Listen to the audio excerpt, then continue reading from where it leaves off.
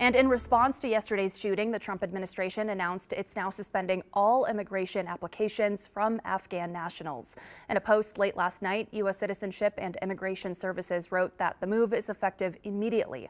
And it came just a few hours after President Trump vowed to re-examine every Afghan immigrant who came to the U.S. under the Biden administration.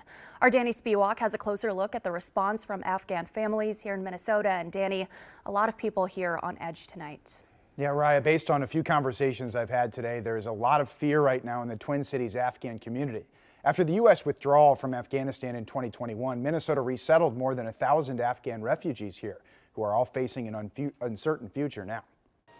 After U.S. troops left Afghanistan in 2021 and the Taliban swept back into power, the Biden administration launched Operation Allies Welcome. We must all work together to resettle thousands of Afghans. That program brought 76,000 Afghan refugees to the U.S., many of whom had assisted American forces during the war and risked facing retribution from the Taliban. In Minnesota, the Department of Human Services led efforts to resettle more than 1,300 Afghan refugees. All of these Afghans fear for their life and for the lives of their families. Mustafa Babak with the Afghan American Foundation called Operation Allies Welcome a lifeline. Many actually got hunted down as they were waiting to be evacuated from Afghanistan. But now the program is under more scrutiny following the shooting of 2 National Guard members near the White House, which police say was carried out by Ramanullah Lakhanwal, who entered the United States under Biden's Operation Allies Welcome. According to CNN and NBC, the suspect arrived in the U.S. through that program in September 2021,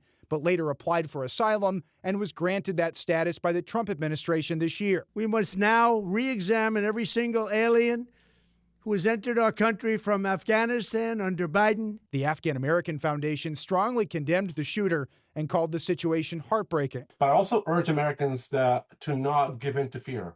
I also urge Americans not to give in to division. One individual's act should not be stigmatizing the entire community.